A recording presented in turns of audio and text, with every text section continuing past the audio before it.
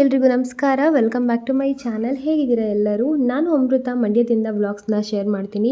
ನೀವೇನಾದರೂ ನನ್ನ ಚಾನಲ್ಗೆ ಸಬ್ಸ್ಕ್ರೈಬ್ ಮಾಡ್ಕೊಳ್ತೆ ವಿಡಿಯೋ ನೋಡ್ತಾ ಇದ್ದರೆ ಸಬ್ಸ್ಕ್ರೈಬ್ ಮಾಡಿಕೊಂಡು ಲೈಕ್, ಶೇರ್, ಕಮೆಂಟ್ ಮಾಡಿ. ಇದು ಸಂಕ್ರಾಂತಿ ಹಬ್ಬದ ಪ್ರಿಪರೇಷನ್ ವ್ಲಾಗ್ ಆಗಿರುತ್ತೆ. ಈಗ ಆಲ್ರೆಡಿ ಲಾಸ್ಟ್ ವ್ಲಾಗಲ್ಲಿ ಕೂಡ ನಾನು ಸ್ವಲ್ಪ ಆ್ಯಡ್ ಮಾಡಿದ್ದೆ, ಬಟ್ ಈ ವ್ಲಾಗಲ್ಲಿ ಕೂಡ ಕಂಟಿನ್ಯೂ ಮಾಡ್ತಾ ಇದ್ದೀನಿ. ಸೊ ಸಂಕ್ರಾಂತಿ ಅಂದರೆ ಫಸ್ಟು ಎಳ್ಳು ಬೆಲ್ಲನೇ ನೆನಪಾಗೋದು. ಹೆಣ್ಮಕ್ಳು ಇದ್ರಂತೂ ಮನೆಯಲ್ಲಿ ಇದನ್ನು ಮಾಡಲೇಬೇಕು. ಸೊ ಇವಾಗ ಗಂಡು ಮಕ್ಕಳು ಇದ್ದರೂ ಕೂಡ ಕೆಲವರು ಮಾಡ್ತಾರೆ. ಆ್ಯಂಡ್ ಕೆಲವ್ರು ಏನಂದರೆ ಮನೆಗೊಬ್ಬರು ಕುಂಕುಮ ಕೊಡೋಕ್ಕೆ ಬರ್ತಾರೆ ಅಂದರೆ ಅವ್ರನ್ನ ಬರೀ ಕೈಯಲ್ಲಿ ಕಳ್ಸೋದು ಬೇಡ ಅಂದ್ಬಿಟ್ಟು ಸೊ ಮನೆಯಲ್ಲಿ ನಾವು ಮಾಡಿ ಬಂದೋರಿಗೆ ಕೊಡೋಣ ಅಂತ ಕೂಡ ಎಳ್ಳು ಬೆಲ್ಲ ಮಾಡಿ ಇಟ್ಕೊಂಡಿರ್ತಾರೆ. ಅಂಥವರು ಮನೆಗೆ ಹೋಗಿ ಎಳ್ಳು ಬೀರೋದೆಲ್ಲ ಇರೋದಿಲ್ಲ, ಜಸ್ಟ್ ಮನೆಗೆ ಬಂದವರಿಗೆ ಕುಂಕುಮ ಕೊಡ್ತಾರೆ ಅಷ್ಟೇ. ಸೊ ಇವಾಗ ಎಲ್ಲರೂ ಆಲ್ಮೋಸ್ಟ್ ಎಲ್ಲರ ಮನೇಲೂ ಇದನ್ನು ಪ್ರಿಪೇರ್ ಮಾಡ್ತಾರೆ. ನನಗಂತೂ ಪಾಪುನ ಇಟ್ಕೊಂಡು ಇದನ್ನು ನಾನು ಮಾಡ್ತೀನ ಅಂತ ಅನಿಸ್ಬಿಟ್ಟಿತ್ತು. ಲಾಸ್ಟ್ ಇಯರ್ ಕೂಡ ಒಂದು ಅರ್ಧ KGಯಷ್ಟು ತರಿಸ್ಬಿಟ್ಟು ಸ್ವಲ್ಪ ಮನೆಗಳಿಗೆ ಹಂಚಿಸಿದ್ದೆ ಅಷ್ಟೇ. ಮನೆಯಲ್ಲಿ ಮಾಡೋದಕ್ಕೆ ಹೋಗಿರಲಿಲ್ಲ. ಈ ಸಲನಾದರೂ ಸ್ವಲ್ಪ ಮಾಡೋಣ ಅಂತ ಗಟ್ಟಿ ಮನಸ್ಸು ಮಾಡಿ ಕಟ್ ಮಾಡ್ತಾ ಕೂತೆ ಕೊಬ್ಬರಿ ಬೆಲ್ಲನ. ಸೊ ಕೊಬ್ಬರಿ ಬೇಗ ಕಟ್ಟಾಯಿತು. ಅದನ್ನು 2 days ಟೈಮ್ ತೊಗೊಂಡಿದ್ದೀನಿ. ಸ್ವಲ್ಪ ಕಟ್ ಮಾಡೋದು, ಸ್ವಲ್ಪ ಕಟ್ ಮಾಡೋದು ಆ ಥರ. ಬೆಲ್ಲ ಅಂತೂ ಸ್ವಲ್ಪ ಟ್ರಿಕ್ಕಿ ಅಂತ ಅನ್ನಿಸ್ತು, ಬಟ್ ಅದನ್ನು ಹೋಗ್ತಾ ಹೋಗ್ತಾ ಒಂದು ನ್ಯಾಕ್ ಬಂದುಬಿಡುತ್ತೆ ಅಲ್ವಾ, ಆಮೇಲೆ ಅದು ಕೂಡ ಈಸಿ ಅಂತ ಅನ್ನಿಸ್ತು. ಸೊ ಇದು ಲಾಸ್ಟ್ ಟೈಮ್ ಡಿಮಾರ್ಟ್ಗೆ ಹೋಗಿದ್ವಲ್ಲ, ಆವಾಗ ತಂದಿದ್ದಂತಹ ಶಾಪಿಂಗ್. ಇದೊಂದಿಷ್ಟು ವಸ್ತುಗೆ 1,500 ಮೇಲಾಗಿದೆ. ಇದರಲ್ಲಿ ಒಂದು ಬೇಳೆ ಮತ್ತು ಇನ್ನೊಂದೇನೋ ಒಂದು ಐಟಮ್ ಎತ್ಕೊಂಡಿದ್ದೀನಿ. ಅದನ್ನು ಬಿಟ್ಟರೆ ಇಷ್ಟಕ್ಕೆ 1,500 ಆಯಿತು. ಮೊದಲೆಲ್ಲ ಒಂದು 500 ರೂಪಾಯಿ ತೊಗೊಂಡೋದ್ರೆ ಅಷ್ಟು ವಸ್ತುಗಳನ್ನ ತೊಗೊಂಬರ್ತಿದ್ವಿ ಮನೆಗೆ ನಾವು ಚಿಕ್ಕವರು ಇದ್ದಾಗ. ಬಟ್ ಇವಾಗ ಅಷ್ಟು ದುಡ್ಡು ತೊಗೊಂಡೋದ್ರೂ ಒಂದು ಚೀಲ ಸಾಮಾನು ಬರೋಲ್ಲ. ಸೊ ಇವಾಗ ಬೆಲ್ಲ ಕಟ್ ಮಾಡ್ತಾಯಿದ್ದೀನಿ. ಇದು ಡಿಮಾರ್ಟಲ್ಲಿ ತಂದಿದ್ದಂತಹ ಬೆಲ್ಲ. ಎಳ್ಳು ಬೆಲ್ಲ ಮಾಡಬೇಕಾದ್ರೆ ಮಿಕ್ಸ್ ಮಾಡೋದಕ್ಕೆ ಇದಿರಲಿ ಅಂತ ತೊಗೊಂಡು ಬಂದೆ. ಆ್ಯಂಡ್ ನಾವು ಬಳಸೋದು ಪಕ್ಕದಲ್ಲಿದೆ ನೋಡಿ, ಈ ಬ್ಲ್ಯಾಕ್ ಸ್ವಲ್ಪ ಡಾರ್ಕ್ ಇದೆಯಲ್ಲ, ಈ ಬೆಲ್ಲ ಬಳಸೋದು. ಡಿಮಾರ್ಟಲ್ಲಿ ತಂದಿರೋ ಬೆಲ್ಲ ಏನೋ ಒಂಥರ ಟೇಸ್ಟ್ ಅಂತ ಅನ್ನಿಸ್ಲಿಲ್ಲ, ಚೆನ್ನಾಗಿ ಅನ್ನಿಸ್ಲಿಲ್ಲ. ಬರೀ ಸಕ್ಕರೆ ತಿಂದಂಗೆ ಆಗ್ತಿತ್ತು. ಯಾಕಂದರೆ ಮೇ ಬಿ ಇವಾಗ ಎಲ್ಲ ಕಡೆ ಸಕ್ಕರೆ ಮಿಕ್ಸ್ ಮಾಡಿಬಿಡ್ತಾರೆ ಬೆಲ್ಲಕ್ಕೂ ಕೂಡ, ಅದೇ ಇರಬಹುದು. ಆ್ಯಂಡ್ ಈ ಬೆಲ್ಲ KGಗೆ 90 ರೂಪಾಯಿ ಇದು. ಸೊ ಇನ್ನೂ ಜಾಸ್ತಿ ಅಂತ ಏನೋ ನಮಗೆ ಡಿಸ್ಕೌಂಟ್ ಕೊಟ್ಟಿದ್ದಾರೆ ಅಂದ್ರಪ್ಪ ನಮ್ಮ ತಮ್ಮ. ಸೊ ಹಾಗಾಗಿ ಈ ಬೆಲ್ಲನ ನಾನು ತರಿಸ್ಕೊಂಡಿದ್ದೆ ಹಳ್ಳಿ ಕಡೆಯಿಂದ. ಅದಕ್ಕೆ ಇದನ್ನೇ ಎಲ್ರಿಗೂ ಮಿಕ್ಸ್ ಮಾಡೋಣ, ಅದನ್ನು ಬೇಕಾದರೆ ಪಾಯಸಕ್ಕೆ ಅಥವಾ ಬೇರೆ ಏನಾದರೂ ರೆಸಿಪಿ ಮಾಡೋದಕ್ಕೆ ಇಡೋಣ ಅಂದ್ಬಿಟ್ಟು ಆ ಬೆಲ್ಲ ಬಳಸಲಿಲ್ಲ. ಎಲ್ರಿಗೂ ಕೂಡ ಇದು ಸಾವಯವ ಬೆಲ್ಲ ಏನಿದೆ ಇದನ್ನೇ ಯೂಸ್ ಮಾಡಿದೆ. ಇನ್ನು ಮಕ್ಕಳಿಗೆ ಬಟ್ಟೆ ತೊಗೊಂಬಂದಿರಲಿಲ್ಲ, ನನಗೂ ಕೂಡ ತೊಗೊಂಡಿರಲಿಲ್ಲ. ಹಾಗಾಗಿ ಇವತ್ತೇ ಶಾಪಿಂಗ್. ನನ್ನ ಗಂಡನ ಜೇಬಿಗೆ ಕತ್ರಿ.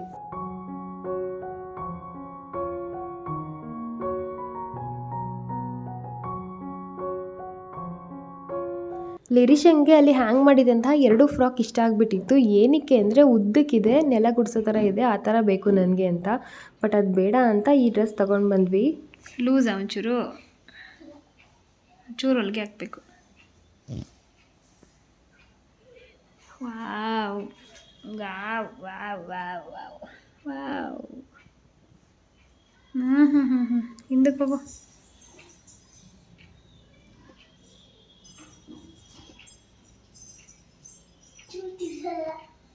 ಲೂಸು ಮನೆ ದಪ್ಪ ಆಗ್ಬೇಕು ನೀನು, ಅದಕ್ಕೆ ಚೆನ್ನಾಗಿ ತಿನ್ನಬೇಕು. ನೀನು ತಿನ್ನೋದೇ ಇಲ್ವಲ್ಲ. Wow super Lirisha.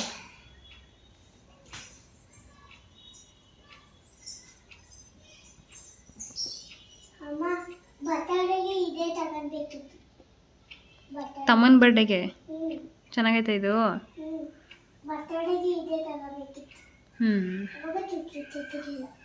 ಹಬ್ಬ ಗುರುವಾರ ಇದೆ ಅಂದರೆ ನಾವು ಮಂಗಳವಾರ ಬಟ್ಟೆಗಳನ್ನ ತೊಗೊಂಡು ಬಂದ್ವಿ.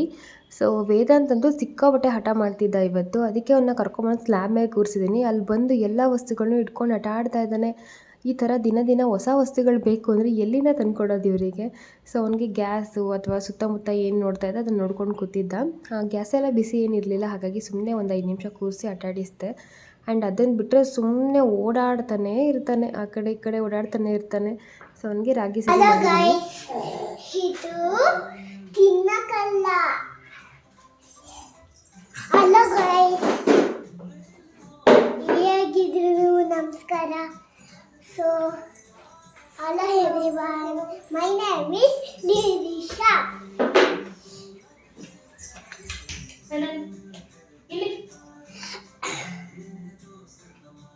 ಇದು ತಿನ್ನಕಲ್ಲ, ಮಾಡ್ಬಿಡ್ತೀವಿ ಅವಾಗ ಹಿಂಗೆ ತಿನ್ನೋದು. ತಟ್ಟೆಗೆ ಹೊತ್ಬಿಟ್ಟು. ಹಲೋ ಗಾಯ್ಸ್, ಇವರು ಅಮೃತರು ಊಟ ತಿನ್ನಿಸ್ತವ್ರೆ. ಇವರು ಅಮೃತ.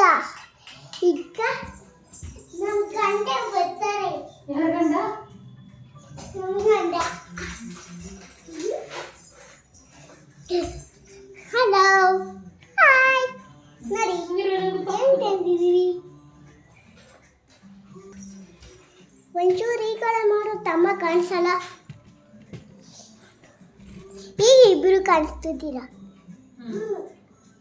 ಈಗ ಇಬ್ರು ಕಾಣಿಸ್ತಿದ್ದೀರಾ.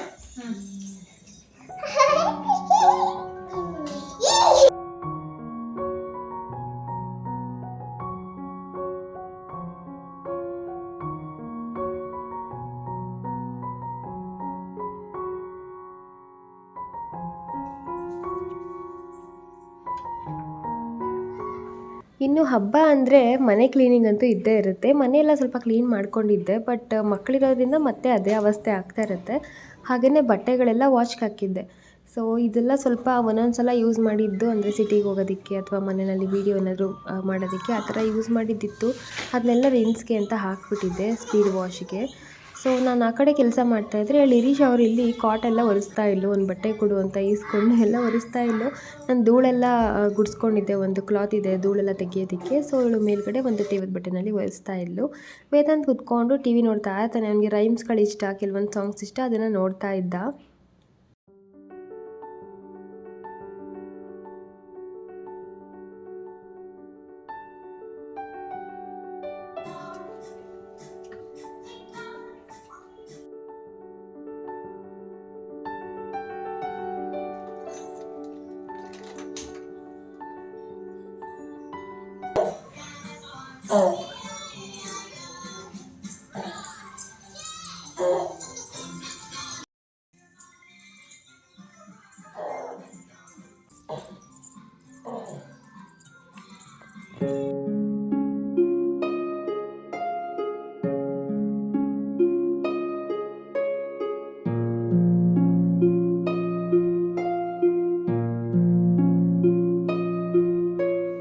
ಸಂಕ್ರಾಂತಿ ಹಬ್ಬಕ್ಕೆ ಎಳ್ಳು ಬೆಲ್ಲ ಜೊತೆ ಸಕ್ಕರೆ ಹಚ್ಚಿ ಕೂಡ ಕೊಡ್ತೀವಲ್ವಾ.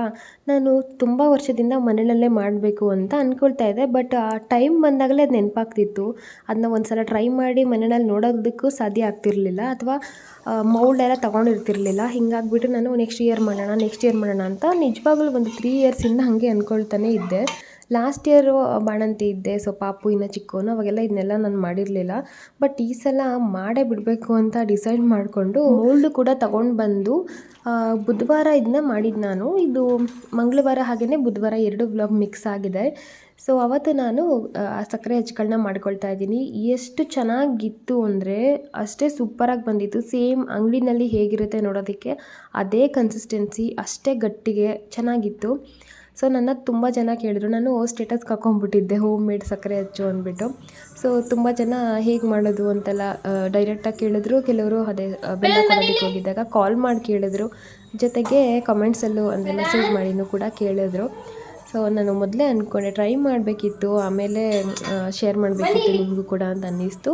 ಬಟ್ ನೋಡೋಣ, ನೆಕ್ಸ್ಟ್ ಇಯರ್ ಇರುತ್ತಲ್ಲ, ನಾನು ಏನಾದರೂ ಬ್ಲಾಗ್ಸ್ ಹೀಗೆ ಮಾಡ್ತಾ ಇದ್ದರೆ ಅವಾಗ ಶೇರ್ ಮಾಡ್ತೀನಿ. ಬಾ ಬಾ ಬಾ ಬಾ.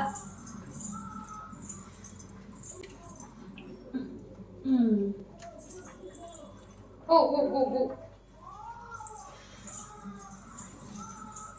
ಸಿಂಪಲ್ಲಾಗಿ ಇವಾಗ ಹೇಳಿಬಿಡ್ತೇನೆ. ನಾವು ಯಾವ ಲೋಟದಲ್ಲಿ ಸಕ್ಕರೆ ತೊಗೊಂಡಿರ್ತೀವಿ ಅದೇ ಲೋಟದಲ್ಲಿ ನೀರನ್ನು ಹಾಕ್ಕೊಂಬಿಡ್ಬೇಕು. ಕುದೀತಾ ಇರಬೇಕು, ಅದು ಸಕ್ಕರೆ ಕರಗಬೇಕು. ಆಮೇಲೆ ಒಂದು ಅರ್ಧ ಲೋಟದಷ್ಟು ಹಾಲು ಹಾಕಬೇಕು. ಹಾಲು ಕೂಡ ಚೆನ್ನಾಗಿ ಮಿಕ್ಸಾಗಿ ಕುದಿ ಬರುತ್ತೆ. ಆ ಟೈಮಲ್ಲಿ ಒಂದು ಅರ್ಧ ಲೋಟ ಮೊಸರು ಹಾಕಬೇಕು.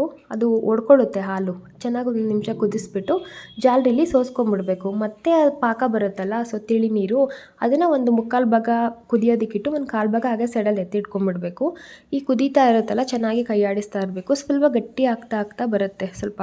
ಆವಾಗ ಸ್ಟವ್ ಆಫ್ ಮಾಡಿಬಿಟ್ಟು ಕೈಯಲ್ಲಿ ಹಾಗೇ ಮಿಕ್ಸ್ ಮಾಡ್ತಾ ಇರಬೇಕು ಈ ಥರ. ಆಮೇಲೆ ಅದನ್ನು ಮೌಲ್ಡ್ಸ್ಗೆ ಹಾಕೊಂಡ್ಬಿಡ್ಬೇಕು. ಸ್ವಲ್ಪ ಗಟ್ಟಿ ಆಗ್ತಾ ಬರುತ್ತೆ, ನಿಮಗೆ ಹೋಗ್ತಾ ಕನ್ಸಿಸ್ಟೆನ್ಸಿ ಗೊತ್ತಾಗುತ್ತೆ ನಿಮಗೆ. ಇನ್ ಕೇಸ್ ಬೇಗ ಗಟ್ಟಿ ಆಗಿಬಿಡ್ತು ಅಂತಂದರೆ ನಾವು ಎಕ್ಸ್ಟ್ರಾ ಸಕ್ಕರೆ ಪಾಕ ಎತ್ತಿಟ್ಟಿರ್ತೀವಲ್ಲ, ಅದನ್ನು ಕೂಡ ಒಂದು ಸ್ವಲ್ಪ ಮಿಕ್ಸ್ ಮಾಡಿಕೊಂಡು ಮತ್ತೆ ಬಿಸಿ ಮಾಡೋದಕ್ಕಿಟ್ಟರೆ ಕರಗುತ್ತೆ ಇದು. ಆವಾಗ ಒಂದು ನಿಮಿಷ ತಿರುಗಿಸ್ಬಿಟ್ಟು ಸ್ವಲ್ಪ ತೆಳುವಾದ್ಮೇಲೆ ಮತ್ತೆ ಮೌಲ್ಡ್ಸ್ಗೆ ಹಾಕೊಳ್ಳೋದಷ್ಟೇ. ನಾನು ಸ್ವಲ್ಪ ಗಟ್ಟಿ ಫಸ್ಟ್ ಟೈಮ್ ಮಾಡಿದಾಗ ಜಾಸ್ತಿನೇ ಬೇಗನೆ ಗಟ್ಟಿ ಆಗೋಯಿತು. ಒಂದು ಮೌಲ್ಡ್ಗೆ ಹಾಕ್ತೆ ಅಷ್ಟೇ, ಇನ್ನೊಂದು ಮೌಲ್ಡ್ಗೆ ಹಾಕ್ತೆ ಅಷ್ಟೇ. ಸೊ ಬೇಗನೆ ಗಟ್ಟಿ ಆಗೋಯಿತು. ಇದು 2ನೇ ಸಲ ನಾನು ಸ್ವಲ್ಪ ಪಾಕ ಸೇರಿಸಿ ಮಾಡಿದ್ದು. ಆವಾಗ ಒಂದು ಲೆವೆಲ್ಲಿಗೆ ಬಂತು. ಇದು ಸ್ವಲ್ಪ ಬೇಗನೆ ಗಟ್ಟಿ ಆಯಿತು ಅಂತ ಅನ್ನಿಸ್ತು. ಅದಕ್ಕೆ ಪಟ ಅಂತ ಬೇಗ ಎಲ್ಲ ಮೌಲ್ಡ್ಸ್ಗೂ ಹಾಕೊಂಡ್ಬಿಟ್ಟೆ. ಆಮೇಲೆ ಇನ್ನೊಂದು ಬ್ಯಾಚ್ ಮಾಡಿದೆ. ಇದು ಏನು ಗಟ್ಟಿಯಾಗಿತ್ತಲ್ಲ, ಇದೇ ಪಾತ್ರೆಗೆ ಇನ್ನು ಸ್ವಲ್ಪ ಪಾಕ ಸೇರಿಸ್ಬಿಟ್ಟು ಆ್ಯಂಡ್ ಸ್ವಲ್ಪ ಇಲ್ಲಿ ಒಡೆದೋಗಿದ್ದು ಕಿತ್ತೋಗಿದ್ದೆಲ್ಲ ಇತ್ತು, ಅದನ್ನು ಕೂಡ ಸೇರಿಸ್ಬಿಟ್ಟು ಇನ್ನು ಜಸ್ಟ್ ಈ ಥರ ನೀರನ್ನ ಹಾಕ್ಕೊಂಡು, ಅದು ಪಾಕದ ನೀರು ಬರುತ್ತಲ್ಲ ಅದನ್ನ ಹಾಕ್ಕೊಂಡು ಮಿಕ್ಸ್ ಮಾಡೋದಷ್ಟೇ. ಆಮೇಲೆ ಮತ್ತೆ ಮೌಲ್ಡ್ಸ್ಗಳಿಗೆ ಹಾಕ್ಕೊಳ್ಳೋದು. ಈ ಥರ ರಿಪೀಟೆಡ್ ಮಾಡ್ಕೊಬೋದು. ಸೊ ನೀವು ಮತ್ತೆ ಸಕ್ಕರೆನ ಹಾಕಿ ಇದು ವೇಸ್ಟ್ ಆಯಿತು ಅಂತ ಬಿಸಾಡೋ ಹಾಕೋ ನೆಸೆಸಿಟಿ ಇರೋದಿಲ್ಲ. ಸೊ ಜಸ್ಟು ಆ ಥರ ಮಾಡಿಕೊಂಡ್ರೆ ಸೂಪರಾಗಿರೋ ಹೆಲ್ದಿಯಾಗಿ ಮನೆಯಲ್ಲೇ ಮಾಡಿರೋ ಸಕ್ಕರೆ ಹೆಚ್ಚು ರೆಡಿ ಆಗುತ್ತೆ. ಸೊ ಡೀಟೇಲಿಂಗಾಗಿ ಇನ್ಯಾವಾಗಾದರೂ ನಾನು ನೆಕ್ಸ್ಟ್ ಸಂಕ್ರಾಂತಿಗೆ ಅದನ್ನ ತೋರಿಸ್ತೀನಿ. ಸೊ ಇದಾಗಿತ್ತು ಸಂಕ್ರಾಂತಿಯ ಸಕ್ಕರೆ ಹಚ್ಚು ಸ್ಟೋರಿ. ಆ್ಯಂಡ್ ಒಂದಿಬ್ಬರು ರೆಸಿಪಿ ಕೂಡ ಕೇಳ್ಕೊಂಡಿದ್ದಾರೆ ಹೇಗೆ ಅಂತ. ನೆಕ್ಸ್ಟ್ ಇಯರ್ ಟ್ರೈ ಮಾಡೋಣ ಅಂತ ಎಲ್ಲ ಹೇಳಿದ್ದಾರೆ. ಸೊ ಮನೆಯಲ್ಲೇ ಮಾಡಿ ಆದಷ್ಟು ಏನು ಇಷ್ಟು ಸಕ್ಕರೆ ಹಚ್ಕೆ ಎಷ್ಟು ಒಂದು 100 ರೂಪೀಸ್ ಕೊಡಬೇಕೇನೋ ಅಂತ ಅನಿಸುತ್ತೆ. ನಾನು 2-3 ಬ್ಯಾಚ್ ಮಾಡಿದ್ನಲ್ಲ ಎಲ್ಲ ಸೇರಿ. ಸೊ ಮನೆಯಲ್ಲೇ ಈಸಿಯಾಗಿ 2 ಲೋಟ ಸಕ್ಕರೆ ಹಾಕಿ ನಾನು ಮಾಡಿದ್ದು. 2 ಲೋಟ ಸಕ್ಕರೆಗೆ ಎಷ್ಟು ಆಗ್ಬಿಡುತ್ತೆ, 20 ರೂಪೀಸ್ ಆಗುತ್ತಾ ಅಷ್ಟೇ. ಸೊ ಇವಾಗ ನಾನು ಕೊತ್ತಂಬರಿ ಸೊಪ್ಪೆಲ್ಲ ಬಿಡಿಸ್ತಾ ಇದ್ದೀನಿ. ಇನ್ನು ಸ್ವಲ್ಪ ಕೆಳಗಡೆ ನ್ಯೂಸ್ ಪೇಪರ್ ಹಾಕಿ ಇಡ್ತಾ ಇದ್ದೀನಿ. ಯಾಕಂದರೆ ಮಾಯ್ಶ್ಚರ್ ಇರುತ್ತಲ್ಲ ಅದೆಲ್ಲ ಅದು ಹೀರ್ಕೊಳ್ಳುತ್ತೆ ಅಂತ. ಮೇಲೆ ಇನ್ನು ಸ್ವಲ್ಪ ಜಾಸ್ತಿ ಇದೆ ಸೊಪ್ಪು ಅಂತ ಅನ್ನಿಸ್ತು. ಇನ್ನೊಂದು ಲೇಯರ್ ನ್ಯೂಸ್ ಪೇಪರ್ ಹಾಕಿಟ್ಬಿಟ್ಟು ಈ ಥರ ಕೊತ್ತಂಬರಿ ಸೊಪ್ಪನ್ನ ಇಡ್ತಾ ಇದ್ದೀನಿ.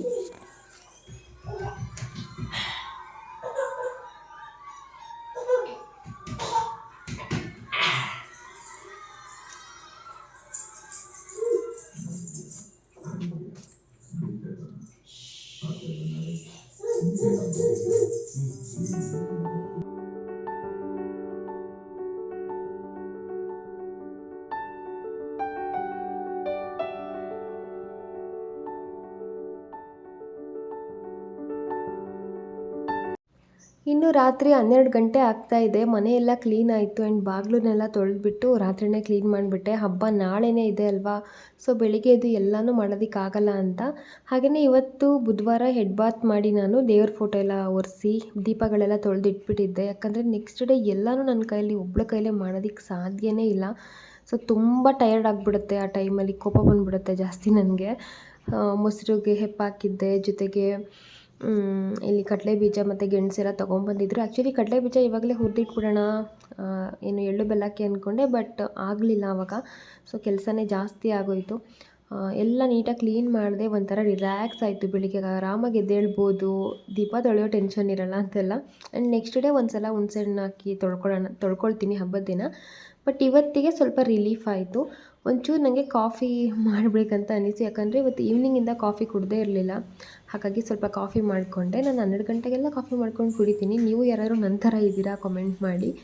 ಆ್ಯಂಡ್ ಇವಾಗ ಪಾಪು ಎದ್ಬಿಟ್ಟ, ಕಾಫಿ ಕುಡಿಬೇಕು ಅಷ್ಟರಲ್ಲಿ ಎದ್ಬಿಟ್ಟ. ಸೊ ಇವನು ಎತ್ಕೊಂಡು ಕಾಫಿ ಕುಡಿತಾ ಕುತ್ಕೊಂಡೆ. ಈ ವ್ಲಾಗ್ನ ಇಲ್ಲಿಗೆ ಎಂಡ್ ಮಾಡ್ತೀನಿ. ನೆಕ್ಸ್ಟ್ ಸಂಕ್ರಾಂತಿ ಹಬ್ಬದ ವ್ಲಾಗ್ ಜೊತೆ ಸಿಗ್ತೀನಿ. ಸಬ್ಸ್ಕ್ರೈಬ್ ಮಾಡಿ, ಲೈಕ್, ಶೇರ್, ಕಮೆಂಟ್ ಮಾಡಿ. Bye, take care, love you all.